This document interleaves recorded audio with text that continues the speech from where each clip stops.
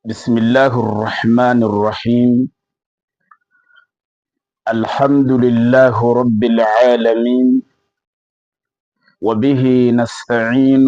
على أمور الدنيا والدين، وبعد. الحمد لله ردان نودنو أدن كتابة خذ عقيدتك ينداد واللي أقبي بعد نودك أنينو قدتش أتشني أدن جنة ساتي واللي أوفنا كايد ربون نونان قدتش حاسينا بس الشرك الأكبر شرك جنماغ شرك جنماغ إياتشوش شرك دغماغ يأي شركا جنما شرك ياتشو لمدرو أنغر سأما شرك دمغماغ ياتشوش لمدرو أنغر سأما شرك ياتشو مالي دغما شركا كندو ينغو بسدي shirkiga ammo shirk lammiduro angar sadamago on yanga bi qahasini warsatte tanaya foliset ma huwa a'zamu dhunubi inda Allah ubbu walli qabura ubbode gannane cubbi imma gaani cubbi ɗaɗɗo yahilɗaale umanno rabbi duru mamakka cubboda warsatte kandidanaga ɗirqatte uwandash a'zamu dhunub cubbode buɓɓinka cubbo bura cubbugo ashirku billah ɗaɗɗo yahilɗaale umanno rabbiga kosa goɗingo goɗaka ɗaɗɗo yahilɗaale umanno rabbuguni miccakka base wolli kitte singin na ingo nasoya cinsaɗingo cinsatteya kajelingo kajellaga bubbinka cubbo burago cubbo bubbinka shirku bura yeqqega gagga dalilugo qawluhu ta'ala ɗaɗɗo yahilɗaale umanno rabbi bubbinka baska hilɗaye hanno rabbi keshidika rabbugu maya gaburu shaɗe ku issatta qala gorsi isattanaga be ninsaga fullasagu maya luqmanu ya bunayya ya ittaqala ya iya halamo la tushrik billah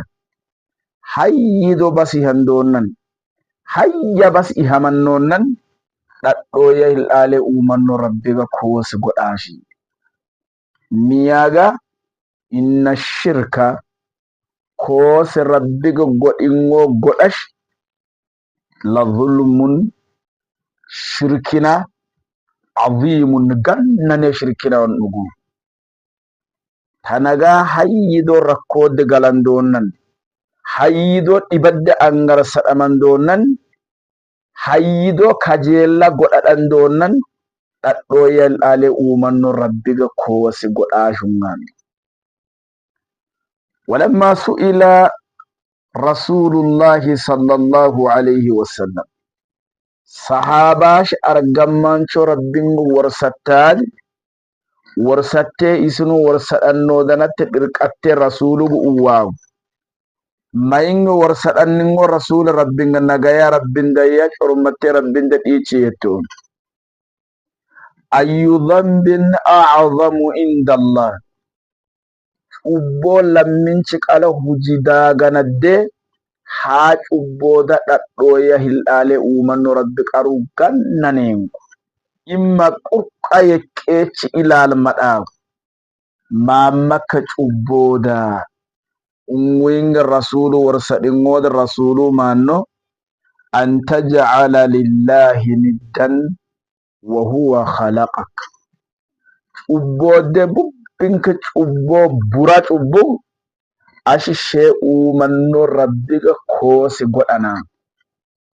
isuushee uumannoo yeqqee beettookkal attoo basi bubbinka kiisee dadhaagayya shitte nafagayya dhaaganni sheesu uwwannoogu isimana iyaachoo beettookkal isachi ashi miyaane cinsatteena isaga miyaane geggidaadana isaga miyaane gaara daadana bubbinki cubboo bura cubbon eananno rasuulu sallallahu alayhi wasallam muttafaqun alayhi hadiisugu kitaaba Bukhaarin danaddiya Muslimin danaddiqayedha wanniddugu ashariiku waa heelaaqa koosiqa rabbiga koosi godhaashungaan law silaa onni cubboo bura cubbedheedhanneen rasuulu onni ana shiibiyaachoo tanagaa shirkiingo basi aabbana ittanoo gabi bayyeenna hiqqe shirkuu mittaa yaachoo sheequunni zirzir kan kalla waariyee mar isugu waareenno ganna miqa kitaaba miqa waarra ammoo isakka godoo qaqafa bubbinka bas warsattee tannaya umuttiseech maa huwa shirkul akbar onni shirki gaanu winningoo shirki angar sadhamaagana inningoo shirkon dhugus mittaa maammakkadar shirku gannanin dirqattee kan danaga warsatteega wungo dirqatteesh ashirkul akbar gaani shirkina yingo bas angar sadama shirkina yingo huwa sarful ibadati li ghayrillah cinsatte sila rabbi challaga maldad ashimichakka basi gama dirqish onni basi cinsatteena sila cinsatte gandish rabbiga calla malan yaadiqa cinsatte nidi goyish uumati rabbinganadde michakka basi gama galaysa onni isatte gama dirqish onni basi cinsatta shirkugu gannaneenku angar sadama on iyana kaddu'a masalan lammi durqaachiqa baasa Muhammad redde baasa gagginga ngungugar ngogu rabbi niqa gayra Allah rabbi male michaka baska duru anga duru garata wal istighathatu onannam miyandon ceehada isi male higa bas male god masalan fakkeega inninon saganidde mardaamette hoorad xaarandoonnan dhekkilammo kallashe akka baawu yedhe yeqqee beettookkal garamugun wallangalchi imma nyaaphugu sheesaga ba'aan hoyte gosaa ungundoon ina shirkiddi galando o kallashe in gosa shakkat akkadde hoyte aayee iyi jooro indoon inoona kalla jooru she akkabe o kalle silaa ceehadhaga malandoo gayda yaa rabbi oga rabbu isa kajjichi shee qaraadha tanaga istighaatha bil amwaati la'alla reedha lammi lubich yaa rasuulallah inaa nyaaquu garranno rasuulu miya shee akkaba sheekh Huseen inaa nyaaquu garranno shee akkabe shi abbo reedha shitta aye reesheettaat reedha lamni qacee hatta dhekka rakkoodde garanduun shirki gannamaaga angar sadhamaaga qab wal ahyaa imma lubboo yedha lam al ghaaibiina shegadi bayya yedha taneenni nooganna shi saganettu achee hadhaddetto men sooyaama yedha ayda shee akka baabu ammoo isaga beetooga kan qa'ee akkaba lammina yedhiyaatoo beetooga ceekadha danaqa dandu itte gosaa ngui danaqa dandu an innoonna kan qa'ee kan dheeri yedhana yedhingu akkaba lammina yedhiyaachoo beehandoon ammoo akkaba lammi yedhiyaachoo beetookkal kanan nindoon on dhoota shirki gannanin gagga ateesh dhadhoo yel'aale uumanno rabbin shiidiqa rabbuu maanno wa'budullah rabbin cinsane ولا تشركوا به شيئا ربي لك بس النمي كوس غوشي إساقك أجين إساقك إنساقك انغوش يا محمد غرغمان دومينيك واري يونغا يا رب سبحانه وتعالى رسول نكون أنا نمنا وارين مياتو يا شيمك أغنينش kan gabi kanet agi hakech wadana det agash duje takabas gabi rabbi mi andon tadaga ninsa sadadete bace basa akabadden no gannam wadana det aga rabbi ninsa ga sadon muqayn wa qala sallallahu alayhi wa sallam argamman cho rabbin unga inno naga ya rabbin da ya tormate rabbin ga geton min akbaril kaba'ir ubona de ubbo pink burat ubbi gane cubbi ashirku billahi daddo ya hilale umanno rabbiga kosi godana rawahu al-bukhari imam bukhari ka hadis kan digin sagawaren tanaga rudanno danu nano rabbe hino gabalaya